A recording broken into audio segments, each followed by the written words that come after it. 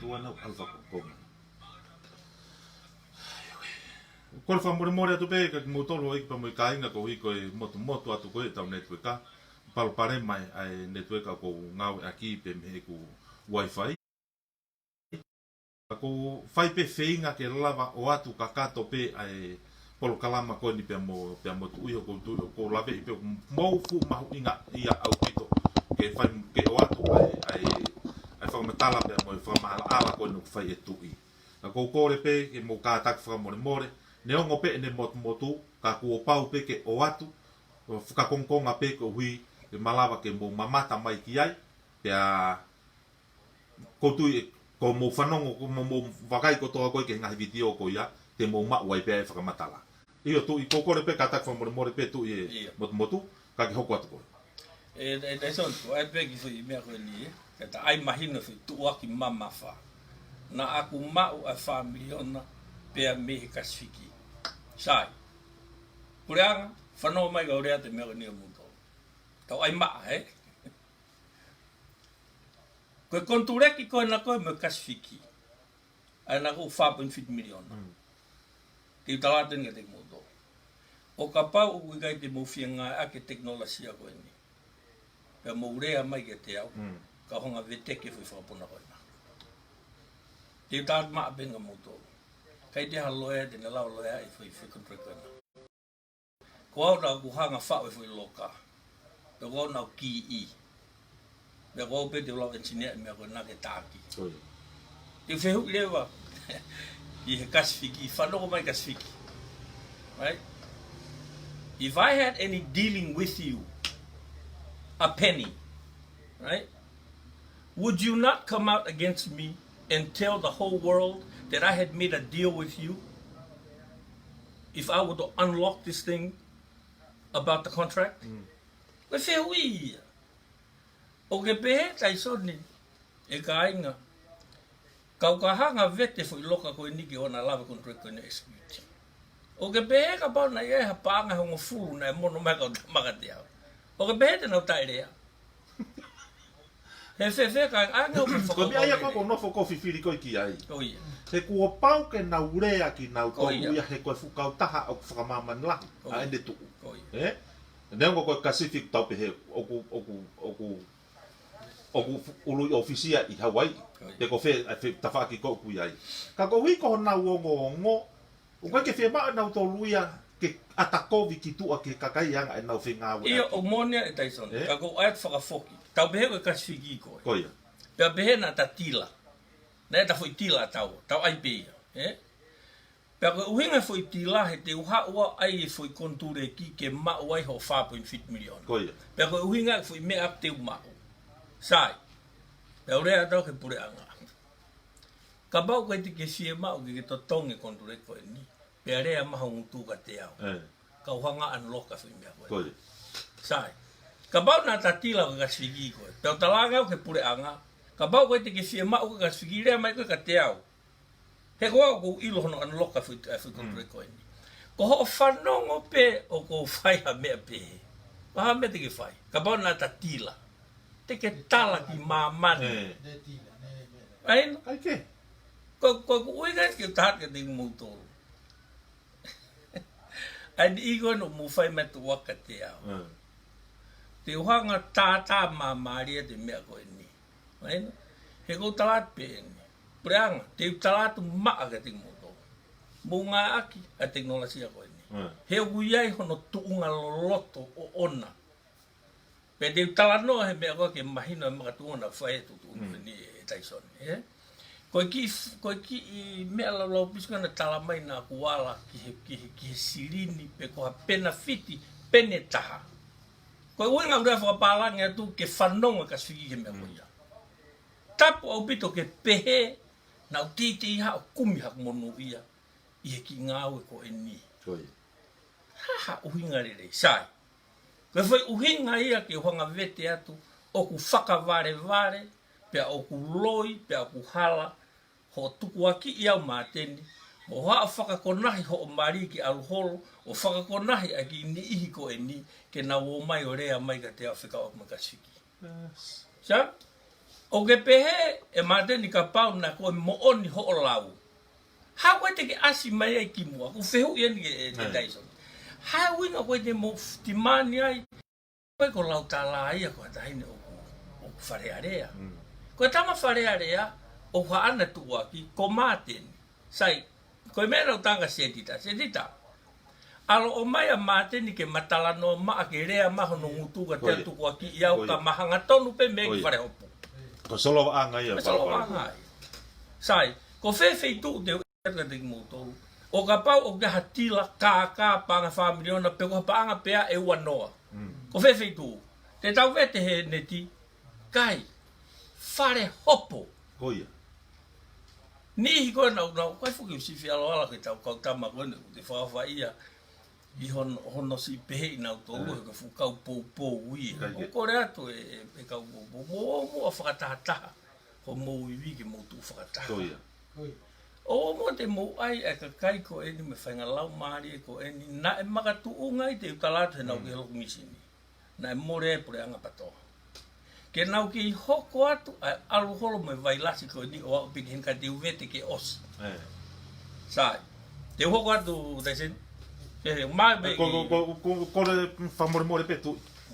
O ko hui ko lawe ko whika waki ko te mo kau pou. O ko tui o ko fumahu inga au pito ia ke whaia. No ko toki fakamaama pe. Ke te au pe mo anga ko e ku wakai ke anga ko tu ko whakapou. O ku peheni. O ku toi a siri ange mawai wā ia. Ko i kai ke taha kau pou o taha pe ki he mea. O mo oni. Sai. Alo te tamaia ko hoka atu wai me anagu ne iro. Alo tamai ko hoka ke ta whaaki ko wai me au ne iro e ia. Pa ko mea pe e iku koe ki ai. E takitaha tui ai kau pou. Pa ko mea pe e iku koe he takitaha tui ko ia ko tu mawai ua. Pa ko tu mawai ua ko ia. O ku tu mawai ua e pe me fuko ati mi ia. Ai ko nga ko whakawhawhai ko whetusi ake. Ai tunga ko bia he taimi. Kai ke? Ko isi o ke he ia. Kai, tau tānoa bia he taimi. Tau tānoa ke lava ke solo wai mea koe ni. E reison, ka pau te take, pe mga tuunga i ke kau bubu ke ta mawai ua. Koia.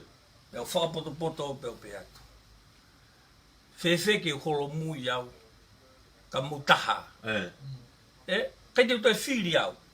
Na mo whanongo mai o kou te hao re atu. Na mo whanongo mai kou te hao malanga atu ha mea. Ke kovi ke ta wha ke ta hape, sai ke ta wha koe, na u holo mui ka mulawa taha. Sai, koe ha mea hoke he holo mui. Ke hao pe masi koe nio whai mai mea koe. Te utalato eni kai, te utalato eni te mo hiki eni ho mo tohi noa. Te utalato eni. Te uwhehu ia ka mutolu. O ku taha ke rea voisi, no, nau ke. O ku taha whamiri agrisi, tau ai mahi no, ke, mawai ua. O ku taha kau pou, ke. Te utalato koe koa timi o nau ke. Koe uhinga ni utalato noa atu. Hae maka tuunga e ku huu ki tua whakalongolongo. Pe kai ki utoi rea na mahua te itako ne toki koe na e whai. Ia mena umamahi taimisi. Hange uni hange si tukua ki ake si. Hange ne atamai kovi. E ne whiri au. Te wako i kohe ahon ke mahi no e makatuna na whiri ake si. A ke osi ilope mea goia. Na kai ke lava ho ngutua rea mea whateknikare. Koe mea bena ke whai ko loto kovi. Ka te wako i koe ke sio pe sio ke kakai. Ai teknolosia na aku alo whenga koe uhi koe tutu uni a krisi ke oa na ri kina ta. Te utaten ka motoro. Kainga, mo whanau mai ka tate mea ko ni ka motoro. Kei hu te whema oa ke mo whiri e te au. Whihi a mai, so what? Wa me e uesi ai au. E te uesi e maonga mo ui. Kei ha mea te whema ma motoro. Ka koe uhi kono kei tuku aki i hala i mo kovi. Uloa ki tala mai ke te au, na walo mau e whamilion. Masi. Ua, i kai te mo whakatoka ngai, koe vision e na akirisi. Ke mo whaka apa ke pekia. Na e mate akirisi, na te kia ki hano api. Heka pehe pomu. Hala ha se niti hono nima. Koe mea hui koe tangata. Na kai ki alua kumi ha mea anape. tau mo sio ki ai pe na ua fai ngā ue o si mahino na kai te tu fili fare area o ho vale pe ki Amerika ko taange ko tala mai ki foki mai o fili au ki o hau pilota pe ko whaka a moeni e kainga te ki tuke tala noa ke loloto o mea ko ini o mo ilo ko te mokalati o ikai ko te mokalati ke tau mo tau whihia ki ene afio pe te mo tau whihia ki he kau no pele te ke se me ahala lahi whakauri a moone. O mo ilo uhinga fu irea ko te mokalati ke whakakau mai ka kai tuku hau ki he ngā we e pure anga. Pea ke ilo tai peo ke ta foki ai o sio ke ka kai hana tulu tuku hau. O ilo volume ko ka kai masiwa. O koe volume pe se te taha una mai monu ia ko ta funua koe. Koe volume koe masiwa. Pea kare me o hoko. O ku pure lewa ai masiwa. Ke whakau ai pure anga ke whakahanga ko toa ngai whakaiwiaki a te kinau toa. He te utaat pēni. Ko o ala peo hiki a lalo ki olunga. Ko hau kalu ki olunga. Whonu e pisinisi ko toa. Tuu maari e hou eiki ko toa. Tuu maari e ne awhio. Tuu maari e ngai siasi. Koe uhinga ia na e korea a grisi. Oa nari e kina ta. Ko hai uhinga fu i rea ko ia. Ko hai uri e kina. Whaai fo ka moto. Pe musio pe moto kei ka no whakalau. Koe ko hai te dike ke o malanga whakalau maari. Ka tau ai maa e. Ka tau ai maa e mokoni. Tau ai maa e mga tuunga. Koe osi kai alua te fukau taki mai fu pese te hiwe hiwa whangasipi. Ka eke eiki. Fesi pe taha. Se te tari a kau tau hui. Si.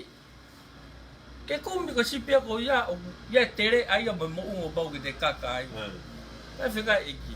Alo kaka i tere a. Alo kaka i mo ngapa ki hifa tere a. Kumi ke mau sipia taha. O koe ko ha mea a whakapoto ia. O kela mea whakatamai rei. Ai e mea o lahi. Ai a koe kakai koe o ku lahi. Pehari ake sipia taha. Ka kela tunga whakalau maari e. Mesi, o koe whuki o whiai mea ko nina whai taha ko whimaani on. O whainga tae tau kume sipe taha, ko uhi kono whakamore o lahi. Sai te uata le whakaukau koe nipa te utano ke teknolosia koe ni. O ke sio ki whanua ko e taisen, ki hulu i mange e. Sio ko Amerika e mo mamani, ai urunga koe, ai tau behe koe. Koe foi laini e, foi kei polo o huiga Southern Cross, o kolosi maia me Amerika ki fisi. Koe hai e ki ai. Sai, hangarewa e kautou, o totongi ai uano miliona tau behe be koe tā polo ia. E tau behe ni mofuni miliona. O nauhanga rei foi kei polo me fisi ki nuku alofa. Pea osko ia, pea nau whakamore ki rewa tau tolu ai fui 1.3 miliona tau behe koe 9 miliona o fiai. O alu me ki pangai ki wawa. Sai tau tānua pe tongani pe se te whiha kakai o nofo nuku alofa. Lahi tahai nuku alofa. Ka atoa nofo a tongani mei owa he pe se te walu noa nofo o toi tongtaki. Hau inga, koe whinga mai ke maha mo ui. Sai, whiha o nofo i pangai, te whiha o nofo i wawau. Sio ke whakamore. Foi wano miliona tau pehe koe ofi he bono noa. Miliona ke hau ki nuka lofo koe toko lahi. Uhinga ia. Te whakaukau rewa kau tama ke nauhanga tohe whai kei polo me heni ki haapai ki wawau. Koe uhi hau koe toko lahi mo ia. Sai, ta foki ki haapai. E ko tupu anga mi haapai. Tau whanata eni.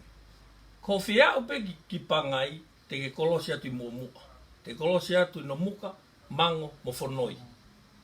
Te ke alo atu meiai ki matuku, te ke alo atu meiai ki tungua, hawhewa, o guiai a whangi motu ko ia ko lulunga ia.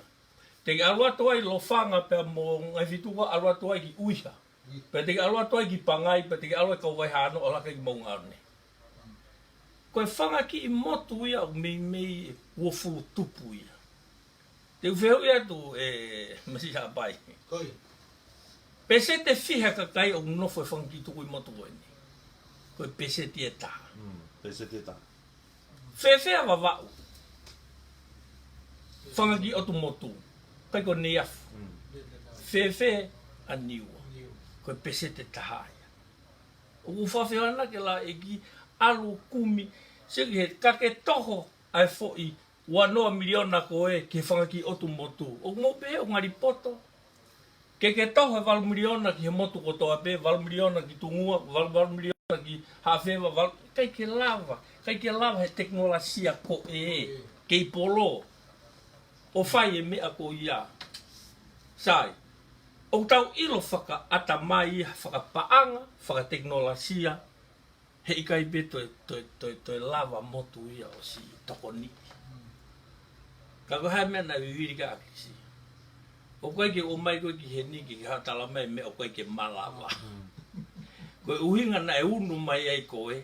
Tala mai ha whonga ke malawa. Ai mea koe o whemau. O koe ke lava. Mai sai. Te utala te fui tāno koe ni. Te uwhaamu ki mou mahino e loloto mea koe ni ke te au. Te gela whaingata e tāno ke mea koe ni. Koe hai whaingata e tāno mea koe ni. Koe loloto koe ongo ke te au. Ka te utala noa tai son. Ke mou mahino. Kora ke masiko e nā ke tukua e loto kovi. Ka utala noa ke loloto mea koe ni. Nā tala mea koe ni ki a premia aho ni. Moa ni ihi a loloto mea koe no ko whinga ki ai. Koe tamai. Koe ne tau whana e maten tamai. Pena rei a whitu ke tanu ai. Pea nā whoki rewa hene tau whaa. Mon te hina mene whae ki kia kau vai hāno. E ilo e atu ki ai koe lau ene tangata e ki hene tau whaa. O kune ke mana tu'i e ongo nā ne mau. Hene whanongo hene whae go wito. Hene tangi e nā tu hausia. Mo talangi hene whae ke te ia. Ko koe te ke tau ki tau tō. Pea nā whoko e kau vai hāno. Koe ia GPS ai ai. Pere me na whakaukau. Koe uka whakaukau ke tamasi e te hanga whawhanga ai whamiri. Koe kero kua mena ilo i pehe ne whae e mea ko ia. Ka kau I mai re me kau wai haano e tamasi I ki pangai. O nofo tu hausi ai. Kai ke nofo tu hausi ai na nofo me whamiri. Kau mo ilo pe koe si o mai e whanau. Whoki rewa e whae ko e niki kau wai haano whinga he lalanga me tuwhi niu. O he ko uriti ko no konga lai tahako e ko uiha. Si whenga ki uiha ko uhi ke whai ia e tuwhi niu ke whawhanga ke ipi e sa. Whia maure ke alo korisi ko uriti ke tumsi wata meirere. Whai mena e hoko. Haure wa whae o kakau I maha no fuha ki nu alofa. O ke ila hao uriti ki nu alofa. O koe ke ilo en he toko lahi. O koristo tuku e me he koristo toa pe. Koe hano uhinga. Koe taimi pe koe ke ose ai ene ke totongi ene ako he korisko e. Si hola rewa ke korise taha. Ke lava pe ene ako. Ke koe ke ne lava totongi. Te mou sio heni. O kuia ka kaina nau tu tāmak whakataha mouri. Te hange koe tamai koe misika. Koe uhinga nau waafi pe. Koe uhinga na nau whauai e koristo tuku ari aho nā. Mo tu alau mo ni he nanau hao masiva pe he kotokoto. Ke oa o mai pe a kauri a hona o whai e nau ketu ke tāko uhiko e nau fia honau toku wako. Ka nau hao o manatu ke api ako na ne hanga whakaako ki nau toru. Pea mo ni ihi o koe ke lawa totongi o hange ko uriti. Me tamai a misika. Se koe uhinga ia, sai. Koe hanga ku tāno te mea koe ni. Osko ia hanga u tamai avi au ki Amerika ki walo ako ai. Mosio ki ai. Peo alo, te talaka mōtoro. Neo u alo au ki Amerika mao e tikuri mo. Ngahi au sia whaka ngā ue. Matātao. Ok, hoko pe parapare ma koe ni. I he tō tangata koe. Ok, lo tamai. O ku whiua whia ke toko ne tāno ki motu. Unga whu ai whu tāno ki mawhanako. Matu e te tāno pio te manatu e ongo hoi a. Koe te alat pio ne eke mai. Whia mea ki motu. Sai, ko winga tala noa atu. Te museo hen ke teknolosia ko eni. Ko teknolosia hen de wifaha ke museo ki ai. O koe kei polo. Ko otu motu e. O wikai ko kei polo eni ai. O koe kei polo e. Ko kei polo whanima miliona ko e. Museo. O ku ikai pe ke iai ke lava he teknolosia ko e ai kei polo. O ne whakaau. Ha mea ai mo uirerei. Ha whahinga mea ki he otu motu. Koe teknolosia ko. Koe teknolosia e. Sio ko kuhinga ko nga ai atu ai fuita ko e. Musio ko fuo se ni e. Musio. Koe teknolosia pe taha ko mausia din lau whai mea koe ni. Koe satellite. Ka musio ki he. Ko oatu ko wawau e. Otu moto wawau. Sia? O koe ki au e kei polo ia. Ki he ngahi otu moto ko e ni. Musio mai koe. Koe peseti e taha publisi ni. Sio ki hapai. Koe mea tatau pe. Koe teknolosia e. E whangi otu motu. Neongo o ku movete e whangi motu ko e nie wo futupu hapai. Pe neongo o si. Kakana e uhinga agrisi. Whao ha mea ke oari e kina ko. Sai. O mo o sa de fiu mo gata ki mafana. Ka ko fiu ka mo do pe mo sio. Ki he o teknolosia. O ikai te ke lava o li ha foi ke polo paanga e 1 miliona me Tonga ki mango ki nomuka ki o ua ki tungua ki hafeva au takatakai. He piliona tupo silinia ko ia. Baino. Sai, tu ke tau foki angi he teknolosia ko ko tano tu e. So teknolosia ko ke polo ko e. So ko e. Ka tu ka tau me mimo. E whani ma miliona hono koneki ki tau tolu o foki ki he ki wawau. Mana tu i mamani, fisi, nuku alofa, haapai, wawau. Koe foi redundancy ko na talanoa ke kautama. Koe kolosi mei wawau ki he foi laine o koe Hawaii ki. Koe foi laine ko ia foi ke ipolo ko hauia me Australia, Nusila, Hawaii. Aia na nau whakaukau. Ka motu e ke ipolo ko e. Pea tau lere he laini koe ki he. Mahina. Tuka tau foki e. Mahina uinga tānoa. Mahina foi teknolosia e. Sai. Uinga foki ki tāna te poinga. Tei tau toki foi teknolosia. Ka kuk talatu e ni kia mutolu. Ai palo pare ma. Sai. Tau foki rewa ki he makatu unga na ulak whaia tala noa. Ki he motu koe ke ipolo. Koi. Sai. E o ngarewa aia te whakau. Seo koe whakau kau e. O si ri e ke ipolo ko e Hawaii ki. Koi. Whakau kau rewa ai pure anga. Ka whai ange pea moto e ke ipolo. Tau behe i he. Koe osia e tau pipiki ki mamani. Koe te ao ngai a oe. Koi. Sai. Whakau kau rewa nau tolu. Ke tau hanga ri e ki ipolo mi he ki he. Ka motu e pea tau lere aki e. He koe population ni utoko lahi o nuku alofa. Mo ilo betai mna motu e ki ipolo. Koe te ao nga telefoni ia mo e ngai mea ko ia. Ke tāki muri po whetu taki he interneti mo e. Sai, te hoanga rewa loe e atu, ai fui whakaukau. E fui whakaukau e. Iri e foi mea koe hoko koe, panga e 3 miliona. Iri e foi hoko koe, panga e 3 miliona. Koe alu koe koe ono, 0.5 miliona. Keu tāno whakapaanga tuen he taini. Te tau toi whakpeki tau nina teknolosia. Ko loto ko e ke kolosi mei he ki he, 3 miliona. Whakatahai. Panga 5 miliona. Ko neki o ngatafa aki li e foi ke ipolo. Foi 5 miliona o kapau e moto e ke ipolo ko e. Pea tau ke ilawa peo lere mai ki nuku alofa he. Koe anga whakauka. Sai, te talat pe e au. Taim na uak tu utai ke kabineti, ko uak me ben na talanga na tolo. Kabinet ko reat ka ting motor. Koe ki tau fihi au ka tah, koe ki fi mau ki hu ki tah, ka te talat fa teknolosia. Koe mea ko redundancy, pe koe pick up. O ku ikai ke te teitei ngawe ak ha sistem tatau, ke te pick up ha sistem tatau. Te talatu eni, u weapon system ku mau kau hono fa'u. O maula mato pick up ha sistem me hiva. A fi sistem me tahu.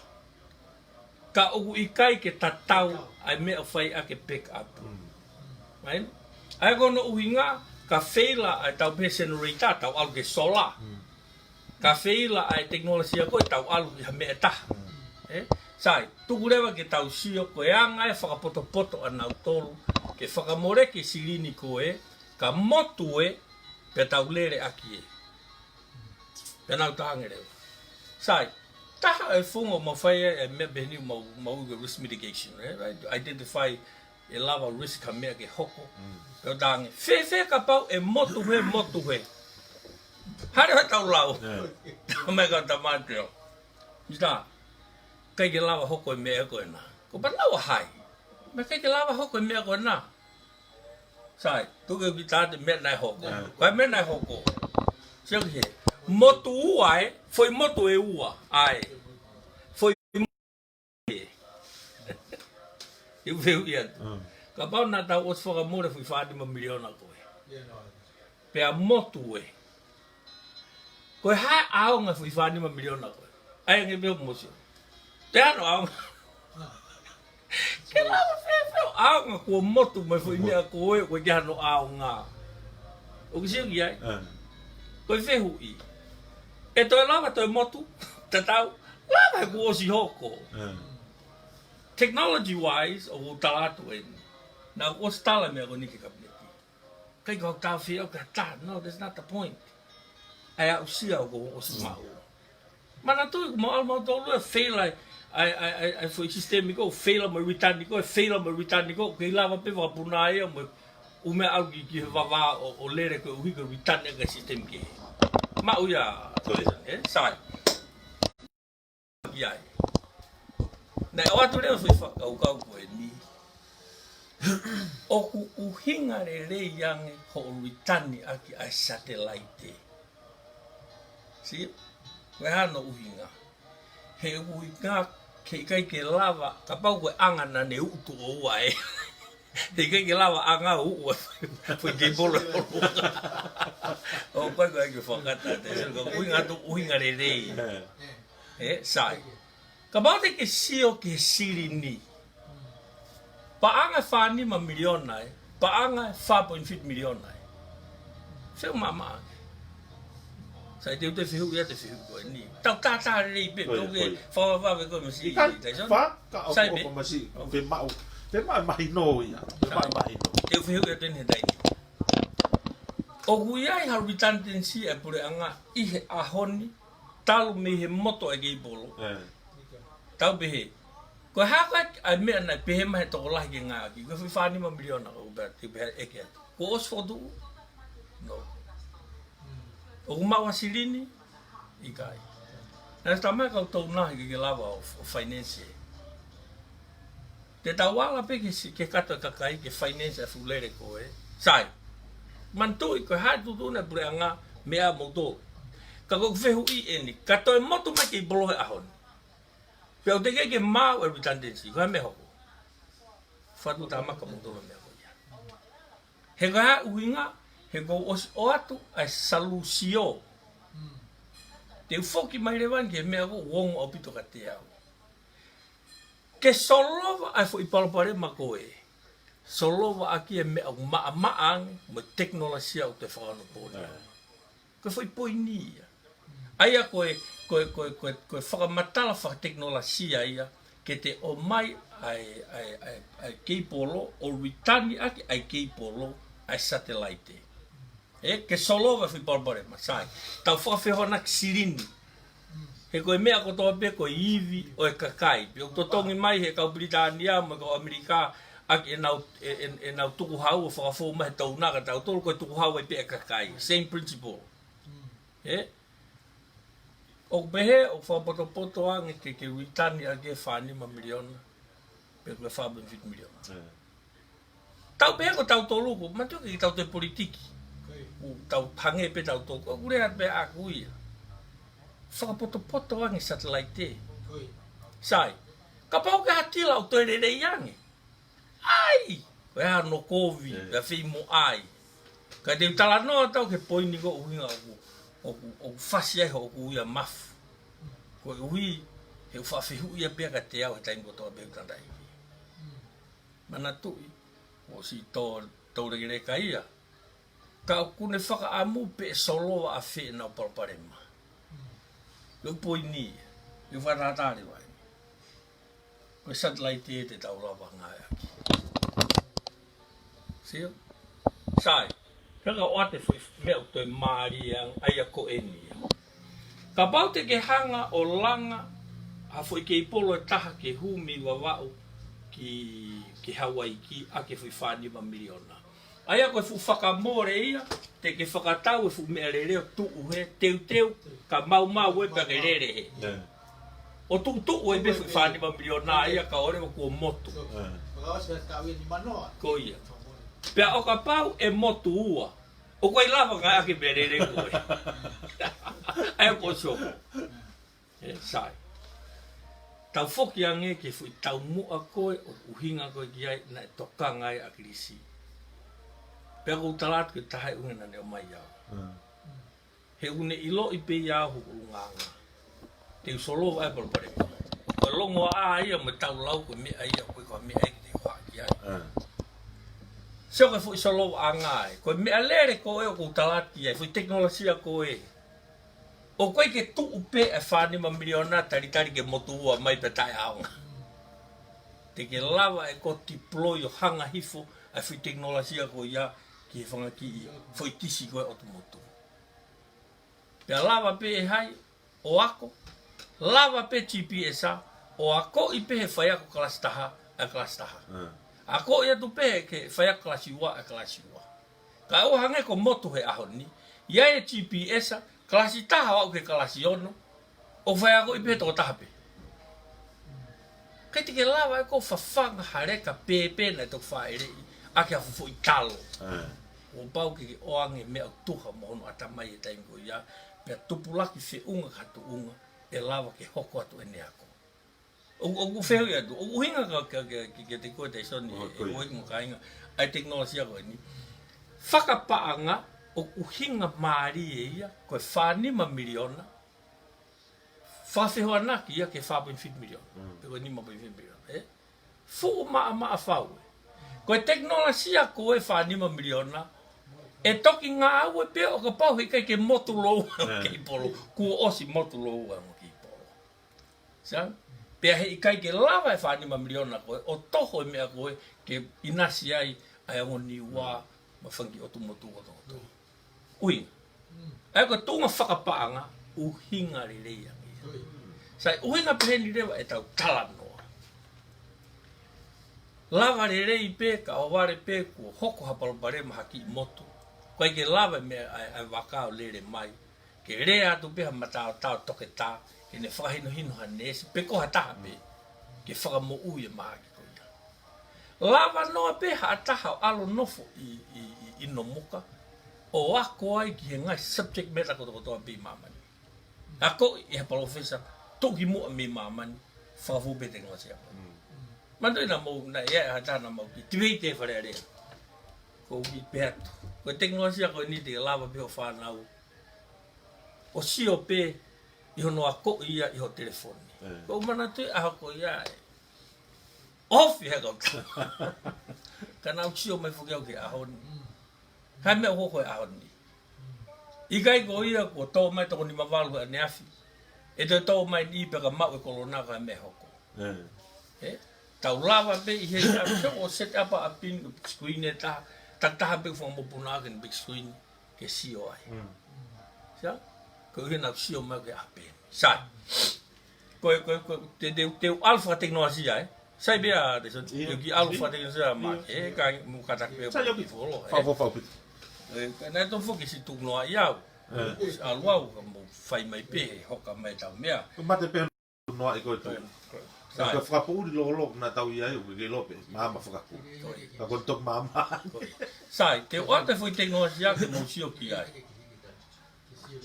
Sai, te sio ki. Ko foi teknologia he ahoni.